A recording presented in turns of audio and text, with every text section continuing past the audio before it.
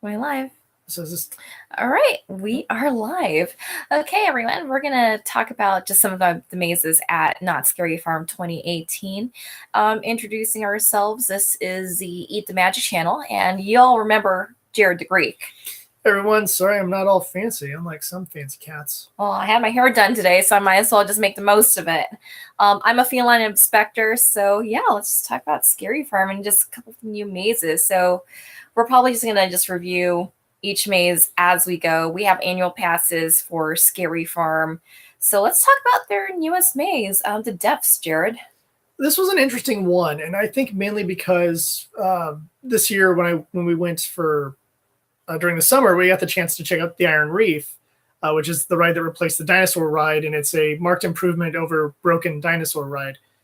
But it feels like it almost ties into that because it's like all the ocean and you're going through this maze and there's ocean monsters, and in Iron Reef you're fighting ocean monsters. So it feels like it almost ties into that, even though it's not officially tied in. Um, in the entry area, you have like a sailor guy. Don't go in there. An animatronic guy just kind of like just sitting like by the entrance. So the Depths, it's right next to door to Ghost Rider. It's in that zone where they have like a couple different mazes. We went on a Thursday night and it was about not even a half hour, like a less than 10-minute wait. Yeah, that was a very short wait. It was 5-10 minutes. Yeah, it didn't take too long to let us in. So they have like an animatronic of Sailor Man. This guy is like, hey, beware, beware. And it's kind of cool. It has this nice lighthouse thing and everything on the exterior. So and ocean sounds, which I think are very appropriate. So I really like the exterior and how it's set up, and I like having crazed sailor man. Oh, it's dead. Don't go down there. Too many have died, and I like that. I think that's the exterior theming for some of these mazes is actually really good, and it kind of gets you in that mood for what you're about to see. And this one I think is one of the best ones because you have that ocean sound, you have the sailor warning you. And I think that really works good for the exterior. So yeah, what I like about a lot of these mazes at Not Scary Farm is they have like their own original story. They don't have to rely on an existing source material. And the story behind the Depths is this group of minor type characters. Like I think they're seafarers or whatever that just go into these caves and they're taken away. And it seems like they're from the 1930s, 1940s because you do hear some old-timey music throughout the course of the maze, assuming that this is a time then when they disappeared. And you go in, okay, so what happened to these guys? And I'm going to say that, yeah, I do get that 20s, 30s vibe as well. It does feel very Lovecraft inspired.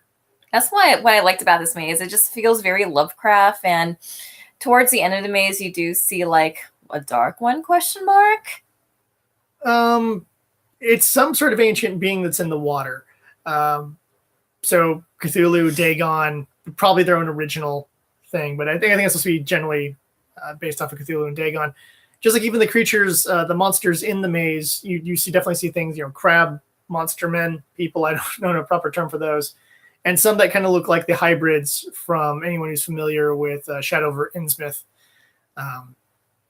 Some of them look like the hybrids, but beyond that, you actually have a nice. I mean, you have like that sea scent. You have these like caves that almost look like they're almost coral or something. It gets pretty tight in there. So if you're, and I know you had your claustrophobia just kind of triggering. Yeah, a few points. But when you just go in, you kind of see like the ghostesses or like just a dead body is just kind of rise of like the miners just kind of like just causing trouble there. And then you also have like a lot of tentacle action going on. Yeah, there's some tentacles here and there. There's definitely like little the strand thingies you almost always walk through. I think some of them are supposed to be like kelp and stuff. Yeah, so. Like kelp, not again. Yeah. So there's some good with the interior theming like that. At one point, you get to go through. I assume some sort of old-timey. It's an old-timey ship. I'm not sure if it's supposed to be a pirate ship or just a regular ship. It is a pirate ship because when you go in towards the ship towards the end, you kind of see like just these pirate monster type people. Okay, good. With kind of the Cthulhu tentacle face. Yeah. So you get those kind of things going as you walk this pirate ship. And the when you're in the wooden part of the ship, it's actually rocking back and forth. At least it was for us. And I'm not good on boats. So having that rocking thing, like, no, please. No ship rocking, please. Seasickness is a real horror. Yeah, they're the scariest part of the maze for me. We also had like a giant shark too. Yeah, they even had that. So they did a pretty good amount of monsters of the deep, and yeah, you get some weird zombie pirate monster things. You get the whatever you want to call them, the zombie miners. You get some crab people. You get some hybrids. Crab people. My favorite part I don't know what to call them because they got all like the weird stuff on their face. They look like, I was thinking crabs because like it looks like a shell and whatever. I don't know. Let's just call them crab people. I don't know what you call them. They're weird sea monster men. There we go, sea monster men. No, that's Sahagins. Sahagins have more fish. Like, never mind.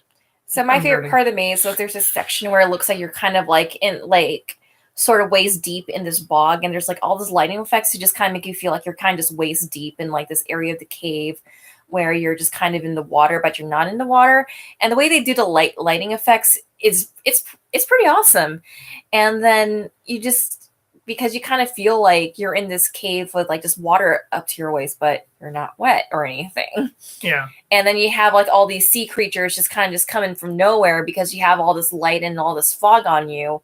You're like, okay, what's going to happen next? So I really like, because it just felt like realistic. Like, you know, when you're like by the ocean, the marine layer just kind of comes in.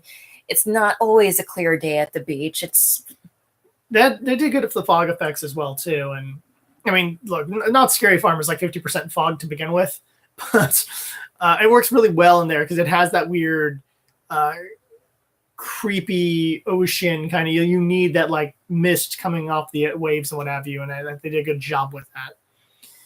Where it wasn't so over the top like it is outside, where you're just stumbling around in a big wall of fog. It was more ambient, and it works to get that, like you said, like that creepy beach vibe.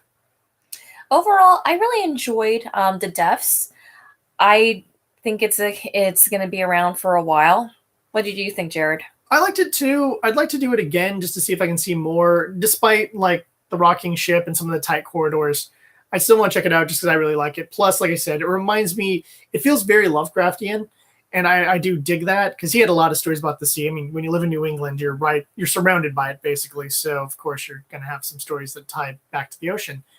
And I like that. Yeah, I hope it does stick around. I think it works well. And, you know, like I said, for some reason in my head, I just tie it directly into Iron Reef. Like, this is the prequel to Iron Reef. You go through this, and then you get in like the sub, and the captain guy's all like, all right, let's go fight them monsters. And you get to go blow up all the monsters if you're a laser gun on a lot of people had that impression too when they announced the deaths during the Scary Farm announcement. Like, oh, is this a prequel to Iron Reef? So I'm like, this could be fun. This could be very Lovecraftian and fun. Because they've done things that feel like they tie in kind of more into certain zones of the park. This feels like it does tie in very well to some of the coastal theming that the park has. So I really like that as well. The deaths, at least when we went, because we usually go on Thursdays, so it doesn't have too much of a long to wait, say compared to Trick or Treat or Special Ops. Those are the most popular mazes, though. Yes, but when we went on Thursday, the longest we've seen the wait time for was like half an hour, but even then, it just felt like it was just a 5 to 10 minute wait. Yeah, I think they overestimate on that one. I don't think it's as popular as some of the other ones. I mean, let's exclude the two most popular, but even amongst all the other mazes, I feel it's not quite as popular as I think a lot of people really seem to love. Oh gosh, what's it called? The Dark Ride, and obviously, Pumpkin Eater has its own popularity. But I hope that this one sticks around. I hope a lot of people have been enjoying it. I really enjoyed it, and I like it. I like stuff that kind of feels like it belongs in the park, and the depths feels like it belongs in the park. It does. So anyways, if you're at Not Scary Farm, we highly recommend the depths if you're into Lovecraft, if you're into like creepy, retro-tastic type of things. Who'd you recommend this for, Jared? I think everyone. The only things I'm going to warn is that, if you're claustrophobic, it gets a few little... It's the cave effect. Something about being in a cave really feels that way. Because there's tight corridors in, like, say, Paranormal Inc., but for something other than one part of Paranormal Inc. that does get to me. But for the most part, for something about the cave walls kind of gets to me a little bit. I don't think the motion sickness thing on the rocking ship is really... I mean, it's such a small part of it that I don't think you should be worried about that. Just be forewarned. But if you have a claustrophobia thing that could bother you, but if you're with a friend or something, hold their hand or whatever, and just close your eyes and just get through the tighter quarters, and you'll be fine. Because all the other stuff is actually really cool. I liked the whole like walking on this, like I think there's one part that's kind of like you're on a, I can't call it a pier, but it almost feels like you're on a pier or a dock.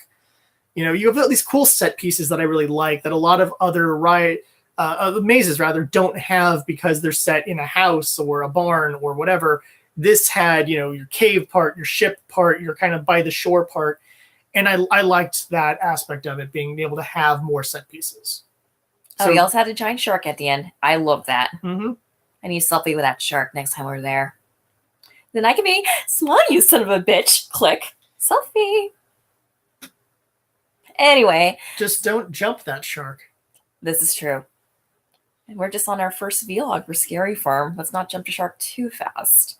So anyways, this has been just our review of Deaths. Definitely check it out, Scary Farm. This is a feline of Spectre. And Jared the Greek. And we will see you in the fog. Let me end this. End stream. Be all serious, and then you can't find the stop button.